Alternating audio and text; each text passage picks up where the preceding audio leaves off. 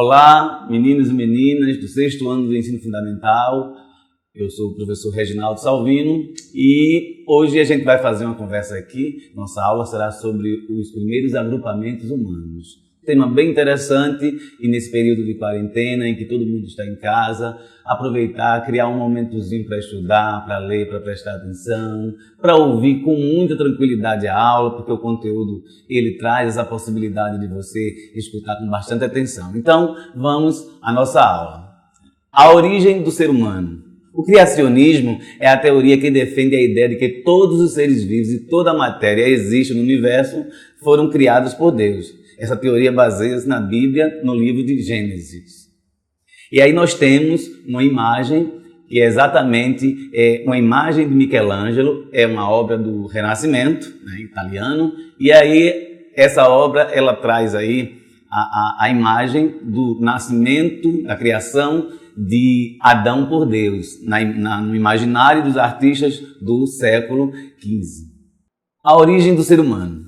O evolucionismo é a teoria mais aceita para explicar a origem do ser humano. Baseia-se nos estudos de Charles Darwin, que afirmou no século XIX que o ser humano e todos os seres vivos são resultados de um longo processo de evolução. Os seres vivos teriam passado por uma seleção natural provocada pelas mudanças no meio ambiente, sendo assim, só as espécies capazes de se adaptarem teriam sobrevivido. Segundo eles, seres humanos e macacos teriam descendido de um ancestral comum. Os primeiros hominídeos. Antepassados dos seres humanos são chamados de hominídeos, seres que já possuíam algumas características humanas. Há cerca de 2 milhões de anos, dentro da família do hominídeo, surgiu o gênero Homo. A evolução do gênero humano é conhecida por meio de estudos dos fósseis que foram encontrados pelos paleontólogos. Os fósseis mais antigos foram encontrados na África. Logo, a África é o berço da humanidade. Os primeiros seres humanos são encontrados na África através das pesquisas arqueológicas. O Australopithecus viveu há cerca de 3 milhões e 500 anos. Caminhava sobre os 2 pés, alimentava-se basicamente de vegetais e era pequeno. O esqueleto mais antigo encontrado na África é de uma mulher e foi chamada de Lucy. Então, o nome de batismo aí para simbolizar esse achado que foi exatamente a experiência humana de encontrar o seu ser mais antigo. Homo habilis, considerado o primeiro representante do gênero Homo. Viveu há cerca de 2 milhões de anos na África, foi chamado de Homo habilis no sentido de habilidoso, por ter construído os primeiros instrumentos de pedra e madeira utilizados na prática da caça, incluindo assim a carne em sua alimentação. Então, esse momento aí é importante a gente frisar pela importância da descoberta da mão. Então, o homem, quando ele fica ereto, ele passa a utilizar a mão e aí o uso da racionalidade, as faculdades cerebrais estão mais desenvolvidas, ele consegue desenvolver funções mais complexas, né? Então aí nós temos 2 imagens que traz uma simulação do que seria esse fóssil aí, esse crânio estruturado com músculos. Então aí nós temos a ciência, ela consegue fazer isso hoje e aí é uma reconstituição dos nossos primórdios enquanto seres humanos. O Homo sapiens neandertal. Muitos restos de esqueletos foram encontrados em cavernas, daí a expressão homem das cavernas. Ele praticava a caça e a coleta em grupos de mais ou menos 20 ou 30 pessoas. Faziam sepulturas cobertas de pedra e terra para seus mortos. Por isso, se acredita que tenha sido a primeira espécie a realizar cerimônias religiosas. Como vocês podem perceber aí na tela, nós temos 2 imagens.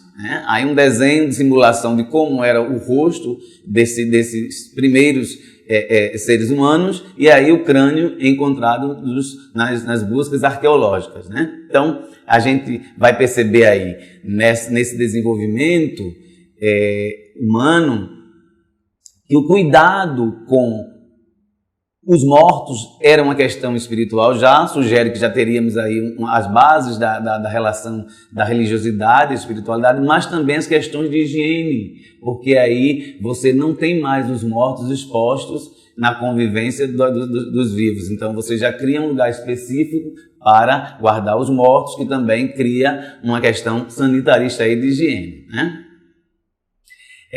Comparação anatômica entre crânio do homem moderno e de Neandertal. Então vejamos aqui, também nessa imagem, pesquisas recentes indicam que o volume de crânio do Homo sapiens Neandertal é igual ou maior do que o Homo sapiens sapiens. Aí vocês podem observar o tamanho do crânio. O que se discute também é a questão cerebral, porque aí tem um desenvolvimento do cérebro que vai acontecendo gradativamente e, com isso, o desenvolvimento das faculdades mentais, né? Capacidade, inteligência e memória. O Homo sapiens sapiens é a espécie da qual fazemos parte. Surgiu há cerca de 100 mil anos na África.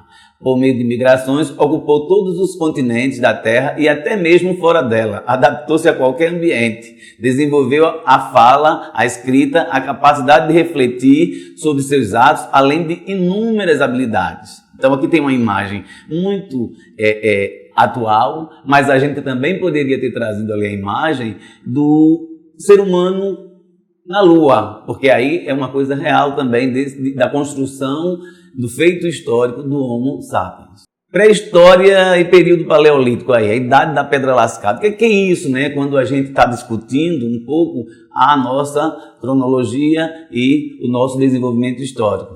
O período da história da humanidade, que vai de cerca de 2 milhões de anos atrás até o desenvolvimento da atividade agrícola. Os grupos humanos eram caçadores e coletores, pois sobreviviam da pesca, da caça e da coleta de vegetais.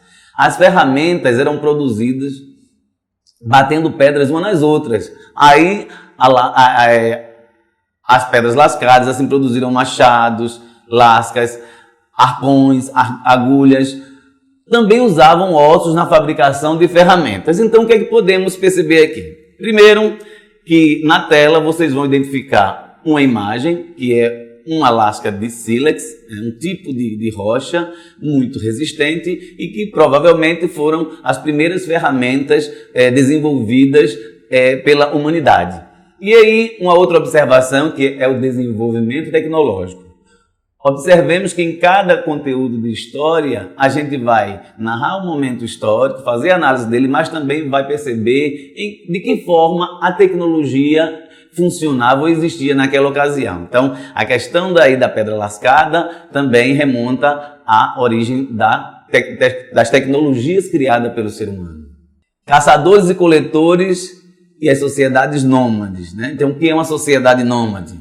Sociedade nômade a gente vai discutir após essa tela daqui. Os grupos humanos do Paleolítico não tinham morada fixa, viviam mudando de lugar quando os frutos e a caça acabavam. Por isso são chamados de nômades. No final do Paleolítico, quando os humanos começaram a dominar o fogo, a vida mudou. Os alimentos passaram a ser cozidos, assados. Os humanos puderam sobreviver em regiões frias e geladas, ter luz durante a noite e afugentar animais selvagens. Então, percebamos aí que nesta fase do desenvolvimento humano, nós tínhamos uma maior complexidade mental na relação com o ambiente. Então, o desenvolvimento da mão, e aí nessa relação com o desenvolvimento do cérebro, fez com que a humanidade começasse a criar estratégias de se relacionar com a natureza. Então, a descoberta do fogo vai ser um outro grande salto, porque aí vai reforçar essa relação espiritual, mas também vai começar a criar as condições, ou reforçar as condições de segurança, porque o fogo servia para o aquecimento, o fogo servia para o cozimento dos alimentos, que aí não se tinha só compreensão na época, óbvio, mas o alimento cozido, ele garantia, tinha mais segurança, né? E nós temos aí o fogo também utilizado contra animais selvagens. Então, a tecnologia desenvolvida surgiu o fogo nesse contexto e o fogo passou a ser um elemento fundamental na organização humana. Podemos perceber também nessa tela, aí com a imagem, dois homens, é uma simulação de dois homens nesse período aí fazendo um assado, né? Então, os caçadores e coletores, nômades, que são aqueles que se deslocam, como nós já falamos. E aí a gente vai ter mais adiante nesse desenvolvimento o sedentarismo, que é outro conceito. Então, se nômade é um conceito que indica que os seres humanos, em determinado momento da nossa história, não se fixavam no lugar porque não tinha ainda essa cultura civilizatória, a gente vai ver mais adiante como se dá com o processo da sedentarização. Então aqui a gente tem, nessa imagem também, aqui na lâmina, uma escultura paleolítica, né? Então, um achado arqueológico, provavelmente ali naquelas regiões da Alemanha. Então é uma Vênus de Wildorf. Então essa Vênus ela é uma representação provavelmente de uma mulher grávida. Então qual o peso que se dava à arte já nesse período? Então os humanos do Paleolítico já produziam arte, sendo comum estatuetas femininas denominadas, essa daí, por exemplo, denominada de Vênus, relacionada possivelmente à cultura da fecundidade e da sexualidade. Então é uma tentativa dos arqueólogos de entender o significado que esses objetos de arte tinham em seu tempo. Aí vem as pinturas rupestres. Além dos utensílios, outros vestígios humanos dos grupos de caçadores-coletores foram encontrados, sobretudo nas paredes das cavernas, que são as pinturas rupestres. Em algumas aparecem figuras humanas, mas a maioria é de mãos abertas de animais, sobretudo mamutes, cavalos, bisões. Então, assim, a gente vai ter uma diversidade de animais de acordo com a localidade onde esses agrupamentos humanos se desenvolveram. E aí, reforçando com essa tela aqui as pinturas rupestres, né? Então, quais são os signos que vêm nessas telas? São os animais, porque aí também é um pouco do cotidiano. A arte, por ser uma linguagem que a gente tem como componente curricular na escola, ela faz a comunicação ao longo dos tempos. Então a arte é uma linguagem que ajuda na comunicação. E hoje nós entendemos os nossos antepassados a partir desses registros, e a pintura rupestre, nessa primeira manifestação de arte, ela foi muito importante para que nós decifrássemos os nossos antepassados. Mais uma vez eu trago aí as pinturas rupestres na Serra da Capivara, no Piauí, no Brasil. Então a tela ela vai estar reforçando essas imagens, e aí tudo indica que aqui é um bando de capivaras, e foi a forma como os nossos ancestrais aqui da América do Brasil conseguiram registrar um dos momentos cotidianos das suas vidas naquela ocasião. Aí vem o Neolítico, a Idade da Pedra Polida. No período Neolítico, cerca de 10 mil anos antes de Cristo, o ser humano aprimorou a técnica de produzir ferramentas de pedra, pois começou a polir a pedra, dessa forma aumentando a eficiência de suas armas e ferramentas. Porém, um acontecimento que marcou o início do Neolítico foi o desenvolvimento da agricultura, o que ficou conhecido como Revolução Agrícola. Então eu destaco primeiro essa tela aí, porque ela tem uma imagem que traz as pedras polidas. No primeiro momento, eu falei de uma lasca de sílex, e vocês perceberam, se vocês observaram lá, que a imagem da pedra de sílex traz muitos detalhes rudes, ou seja, não tinha assim um acabamento ainda, né? O desenvolvimento humano não permitia ainda que nós manuseássemos os objetos de forma a dar esse acabamento. E aqui é uma fase mais sofisticada desse desenvolvimento humano. E aí, voltando para a questão da Revolução Agrícola, a Revolução Agrícola é um outro grande salto na história da humanidade, né? Então, os arqueólogos, os antropólogos, somente a partir do século XIX, eles tentam remontar essa história da humanidade. Então, com isso, ele trabalha com o conceito das revoluções. A primeira grande revolução, a descoberta da mão, a outra grande revolução, a descoberta do fogo. Então, aí são os processos inventivos que a humanidade vai tendo. E a Revolução Agrícola garante esse estágio de complexidade no desenvolvimento humano, onde a relação com a natureza já trouxe outras experiências, e o ser humano consegue, dentro disso, criar muito mais coisas, como as ferramentas de pedra polida. Então, a revolução agrícola, ela vai garantir o sedentarismo e uma outra forma de desenvolvimento humano de forma fixa, já não mais nômade, circulante. Cerca de 10 mil anos atrás, ou antes de Cristo, a Terra passou por uma grande mudança climática. As temperaturas se elevaram e as camadas de gelo que cobriam parte da superfície terrestre recuaram. Os animais acostumados com climas frios desapareceram e a carne tornou-se menos abundante, o que forçou os humanos a buscar outras fontes de alimento. Dessa forma, foi desenvolvida a técnica da agricultura e os agrupamentos humanos começaram a domesticar os animais, como cachorros, cabras, ovelhas e bois. Acredita-se que foram as mulheres que começaram a prática agrícola. Então, a Revolução Agrícola, ela possibilitou essa sedentarização, mas com a sedentarização, uma série de necessidades novas vão sendo criadas. Porque aí você tem a necessidade de uma moradia fixa, você tem uma necessidade de tomar conta do plantio que você estava descobrindo naquele momento, a técnica da agricultura, não mais jogar semente embora, mas já ter percebido que quando se joga semente no chão e ela recebe água, ela brota. Então esse conhecimento já estava bastante desenvolvido. E dentro disso vem se desenvolvendo uma gama de saberes que a gente vai depois chamar de saberes civilizatórios. Então aqui a gente pode destacar mais uma vez a tela com aí os grãos que foram produzidos. Cada região do mundo teve alimentos diferentes, descobriu o cultivo a partir da realidade local. Então a América toda, antes da chegada dos europeus aqui, as grandes civilizações tinham cultivo do milho, tinham o cultivo da mandioca, né? Isso aí foi a base da alimentação. Já no Oriente, Extremo Oriente, a base da alimentação foi muito o arroz. E no Oriente Próximo, Europa, o trigo teve um peso muito grande.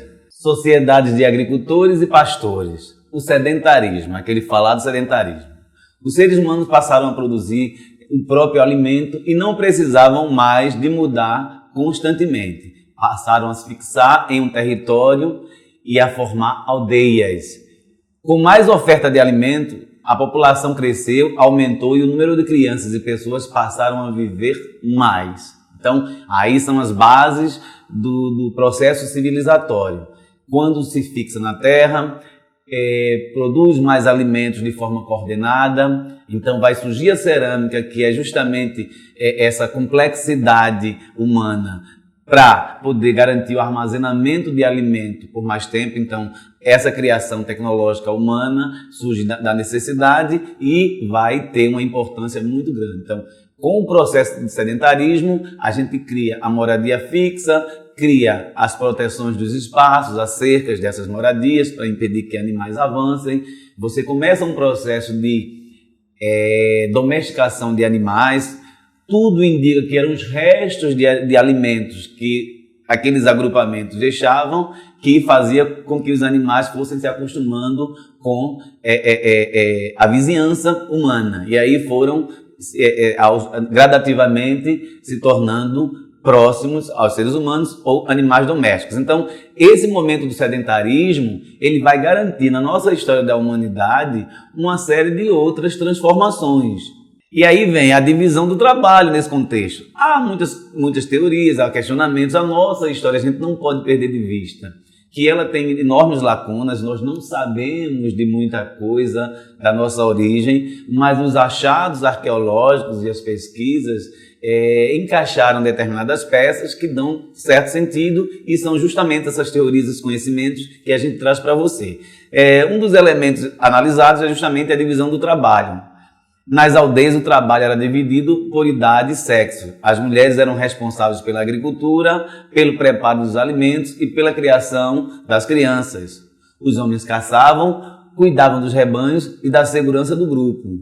Idosos e crianças não trabalhavam. Obviamente que em cada localidade do mundo, esse comportamento ou esse padrão social de costumes, ele vai ter diferenciações. E aí a gente vai... à medida que a gente vai estudando as outras civilizações, a gente vai entendendo essa dinâmica em cada região do mundo, em cada tempo da história. A especialização do trabalho. E aí o trabalho é o que faz a humanidade se desenvolver. O que gera a minha sobrevivência, o que gera a minha segurança e minha existência é fruto do trabalho. Então o trabalho tem uma importância muito grande na organização humana e a gente precisa se ater um pouco a isso com atenção. Então novas tecnologias como o arado, puxado por animais e as novas técnicas de adubação e irrigação do solo possibilitaram um aumento da produção de alimentos e a existência de excedentes, as sobras. Assim, algumas pessoas puderam se dedicar a outras atividades como carpintaria, produção de cerâmica, metalurgia, construções de casas, tecelagem, acontecendo uma crescente divisão do trabalho, ou seja, as relações iam ficando mais complexas. À medida que a população aumentava, à medida que havia uma ocupação maior do espaço territorial horizontal, íamos também criando formas mais complexas de convivências. As pessoas começaram a trocar produtos que produziam por outros de que necessitavam, e aí foi surgindo as bases do comércio, isso muito tempo atrás. Então, a gente pode observar também nessa tela que a produção de cerâmica ela foi ganhando sofisticação. Então aí o trabalho ele vai se tornando especializado. Obviamente que vocês podem buscar nos livros que vocês têm em casa, em outro material na internet, que outros tipos de trabalho foram desenvolvidos pelos primeiros seres humanos, no início civilizatório, e como é que isso acontece em cada região. Não custa, é bom, legal você ir lá dar uma pesquisada de vez em quando para ir além dessa aula aqui. E aí a gente tem algumas questões aqui para refletir o nosso conteúdo de hoje, né? E eu coloco para vocês, que aí vocês vão refletir em casa também, vão buscar, eu vou responder com vocês aqui, mas depois vocês vão fazer essa recapitulação, né? E vai construindo esse conhecimento sobre os primeiros agrupamentos humanos. E para concluir, a gente tem algumas questões. Essas questões ajudarão a gente a voltar um pouco no início do assunto, certo? E aí a gente vai dialogando com elas, respondendo aqui, obviamente, mas vocês também podem formular outras perguntas e buscar respostas. A pergunta é a base do conhecimento. Logo, se vocês conseguem elaborar perguntas, vocês vão procurar também preencher esse espaço de conhecimento. Então, eu trago aqui algumas para a gente fazer esse encerramentozinho aqui bem legal. Quais são as teorias existentes sobre a origem da humanidade? Então a gente já sabe que aí a teoria criacionista e a teoria evolucionista. A teoria evolucionista, ela surge basicamente a partir do século XIX, naquele momento de grandes transformações tecnológicas no mundo. A teoria criacionista, ela não é homogênea, porque cada povo, cada cultura vai ter a sua teoria, o seu mito da fundação ou a sua tese sobre o surgimento do mundo e da vida. Logo, nós temos a teoria segundo o cristianismo, mas aí vai ter também segundo as tradições hindus, vai ter segundo as tradições indígenas, e aí a gente vai tendo várias visões no mundo do que seria a teoria ou as teorias da criação da humanidade, ou teoria criacionista. A segunda questão seria, o que afirma o evolucionismo sobre o desenvolvimento biológico humano? Então, o que é que o evolucionismo diz? Ele diz que os seres humanos, macacos e outros seres vivos evoluíram de células comuns, de seres vivos comuns. Não diz que o homem veio do macaco, mas que a evolução biológica ela se dá de forma planificada, mas a partir de células comuns ou vidas comuns que depois vai ganhando transformação ao passar do tempo. Então, aí é a base dessa teoria. Uma terceira questão, em qual continente foi encontrado o mais antigo vestígio de existência humana? Então, na África. Então, a África a gente tem como berço da humanidade, porque foi lá que foram encontrados os primeiros vestígios de existência humana através dos achados arqueológicos. E a quarta qual a importância da tecnologia no desenvolvimento humano? Então a gente pode pegar da pré-história aos tempos atuais e vamos perceber a importância do conhecimento científico, do desenvolvimento tecnológico para a manutenção da vida humana na Terra. Se hoje nós temos a internet, se hoje nós temos as pesquisas médicas, científicas em busca de medicamentos para combater pandemias no mundo inteiro, essa mobilização, nos primeiros momentos da história da humanidade, nós tínhamos a batalha para lidar com os elementos da natureza e criando as primeiras tecnologias como as lascas de pedras como ferramentas para se defender ou para fazer o uso da natureza. E a quinta e última questão: onde se localiza o principal sítio arqueológico do Brasil? Bem fácilzinho essa também, né? O Piauí, na Serra da Capivara lá, que é o nosso mais importante sítio arqueológico, onde tem os mais antigos achados dos seres humanos que habitaram o continente americano, aqui na América do Sul, há milhões de anos atrás. Então, fica essa dica de levantar questões, de buscar lá nas atividades dos alunos no site, vocês vão procurar também, e a gente vai estar aqui dialogando sempre que necessário. Até logo a vocês!